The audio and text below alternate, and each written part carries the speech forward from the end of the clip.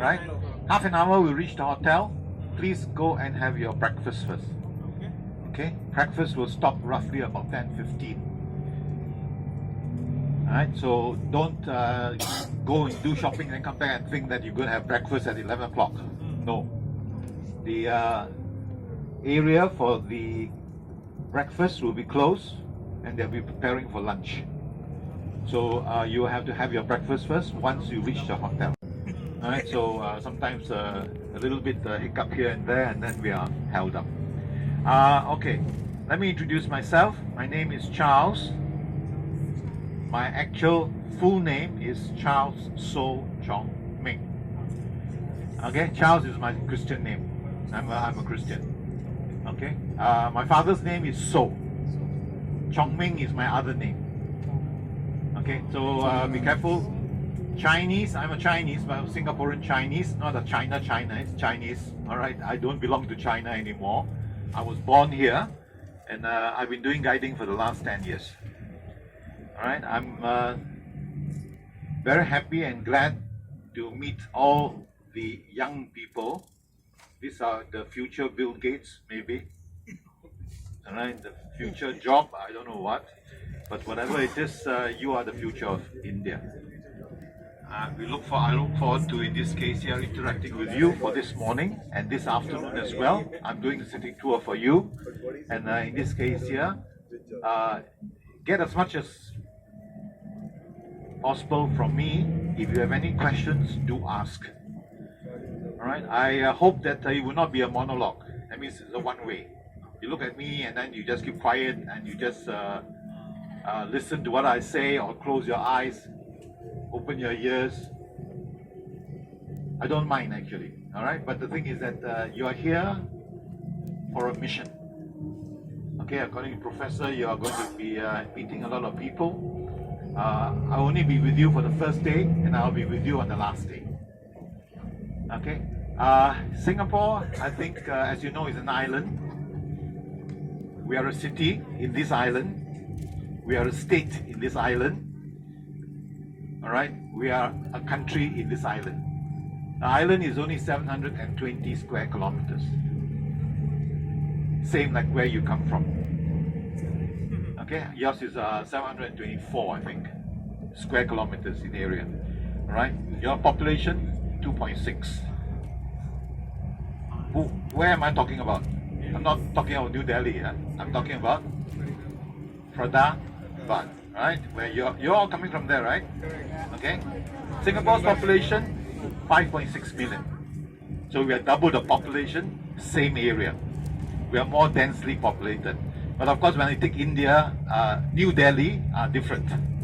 That one is far more densely populated than Singapore itself, right? Because they are half the size of our area, but they are twice the size of population especially, right? So in this case here, it goes straight up. The weather in Singapore now is very erratic. Same like any part of the world. Okay, today we're supposed to have a sunny morning, bright and sunny, but the sun does not appear today. It is hidden behind the clouds. It seems like it's going to be cloudy in the morning, and the prediction for the weatherman, who may not be always accurate, is that weather will be raining in the afternoon.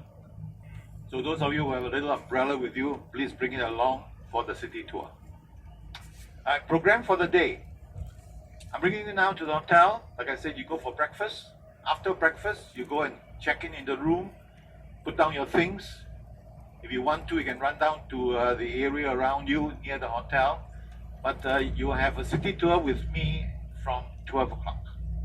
Alright, Professor will be telling you the time again to meet later on. Right, Professor? Can I call you Professor? You don't mind? Oh, you want me to call you Doctor? Yeah. Professor, okay. Okay, so now we are one family now for today. Alright? I'm sort of the leader of the pack. Singapore is a country which is different from many other countries, including India. We have many rules here that probably you will have to take note of. Alright? How many of you have come to Singapore before? 1, 2, 3, 4. Professor as well. Okay, 4 of you. The rest, you haven't been here yet. All right, so we have some restrictions. In the very beginning of our little history, when we were under the British rule, the island of Singapore was dirty. Only certain areas where the British ruled and had their buildings, it is a little bit more cleaner. But now you notice that as you look out from the windows on both sides, we are considered a garden city. Our roads are clean, but this is by no means by accident. We did a lot of work. When we became independent, we introduced laws. One of the rules that we introduced is littering. Littering in Singapore carries a very heavy penalty. So all of you remember, please don't litter. You have anything to throw, find a little bin, throw it in the bin, or keep it in your pocket, or give it to the tour guide if there's any tour guide going with you for the other days. Alright, he will get rid of the rubbish for you. Don't just throw. Okay, secondly, you have anything from your mouth you want to throw out, like saliva, don't spit on the ground. Alright? When you cross the road, please cross by the crossings. Don't be in... I was in Shanghai. Crossing the road took me half an hour. But the guide who was with me took only 2 seconds. He just go right across. I dare not. Okay? In Singapore, you don't do that. You do that, you're in trouble. Okay? So please remember that. Another thing is that on the coach itself, you're not allowed to eat. Drink water, okay, but not holding a can of Coca-Cola, drink a bit and then put on your seat. Not allowed. Who monitors that? Our coach captain. He will drive straight to the police station. Okay? If you litter or just dirty the bus. What about the other rules? Now the other rules that how do they police it? They have people who dress like you. They don't dress in blue, in uniform, policemen. No, they are plain clothes. So when you run across the road and they're on the other side, they say, come, handsome man, beautiful lady, can I have your passport or your identification? And there goes $300. 6. All right, the penalty is 300 at the moment. Okay, that's crossing the road. Littering, same thing. If you eat or drink in a public bus or public vehicle, which I think some of you would like to try our trains, all right, and there's a station near the hotel where you can try it. Please remember, don't eat. The fine is even higher, 500. All right, if the person in plain clothes walk along and see you munching away on biscuits or crackers and drinking Coca-Cola, he will give you also a fine and ticket. All right, a penalty. Okay, these are the things that you try to avoid. Your trip here should be as pleasant as possible. So try not to break those little rules. In Singapore, shopping. Get rid of this item also. If you shop above $100 at any one particular shop, get them to give you a receipt with your passport number on the receipt. All right, you will get the refund of what we call the goods and services tax. At the moment, it's 7%. So if you are buying gold, it's a lot of money. I don't want to teach you how to calculate. I think you are financial people. You know how to calculate. 7% is a lot of money. So if you buy gold, let's say you go into thousands of dollars, you can get back the 7% from the airport, since you are flying out in this case.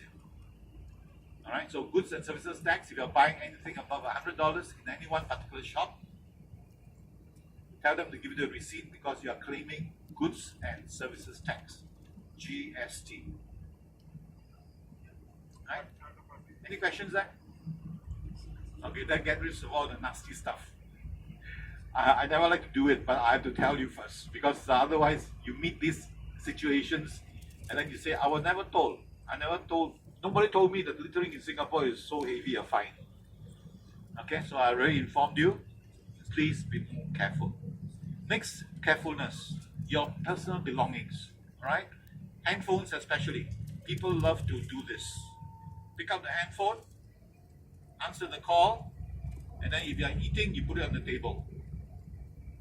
Next thing you know is that your friend called you, you stand up, your phone is on the table, and you walk away. You'll never see that phone again. Alright? On the bus or any coach that you travel on, if ever you take up a phone, you answer a phone call, don't put it on the seats. That's the worst thing to do. Because when everybody says, okay, off the coach, you just rush off the coach. It's on the seat there, and if the coach is not fetching you back to the hotel, and he goes on to another trip, someone else is going to be very happy. Not the coach captain. He's not going to check every seat every time he changes passengers. Alright, it's the other passengers who come aboard and say, haha, someone giving me a present.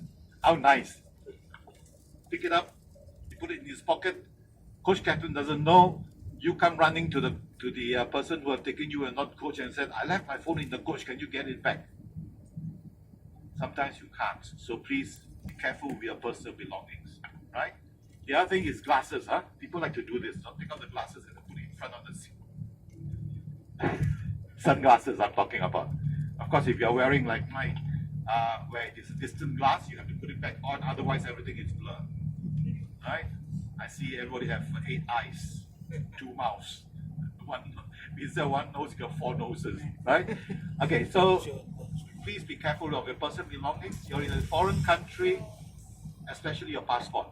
Alright? Don't make sure that in this case here you leave it dangling somewhere, or take it out, or leave it loosely in your pocket where it can be picked. Questions? Seems like I'm very clear. You understand me, and my English is okay? Yeah, quite clear to you all? Okay, I think from northern India it's easier. Yes? You see the other attractions when you go on your city tour. Right? Okay, before you all doze off and then whatever it is, I have to, although you have just arrived, I have to talk about the day of departure. Departure day. Here we are at the hotel. You can see the view out of here. Let me check in. Yes. Oh, Wow. This is amazing.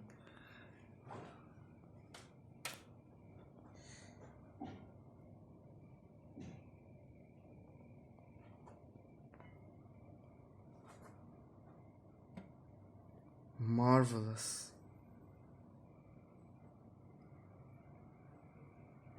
Can I show you the bathroom? Yes, this is the bathroom. This is heaven.